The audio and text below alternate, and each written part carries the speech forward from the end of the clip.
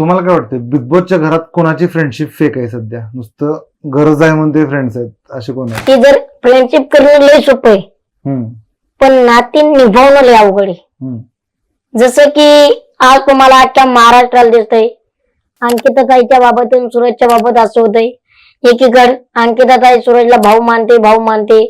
ती म्हणते मी सूरज भाऊला घर बांधून देणार आहे, सूरज भाऊला घर बांधून देणार आहे. आणि जेव्हा नॉमिनेशन मध्ये येतोय सूरज भाऊ, तेव्हा स्वतःच घरात असून बिग बॉसचे डायरेक्ट नॉमिनेट करताय. मग हे तर कुठेतरी महाराष्ट्राला खटकत आहे. डीपी दादाला भाऊ मानताय तर डीपी दादाला नॉमिनेट करताय. म्हणजे मला काय म्हणायचंय, फ्रेंडशिप केली तर मनापासून करा, नुसता त्याचा वापर करू नका. ते देखील डीपीनं त्यांना कॅप्टन बनवलं असून सुद्धा. हो, ते मनापासून करा. नाती तयार करणं लय सोपं आहे, पण नाती जपणं लय अवघड आहे.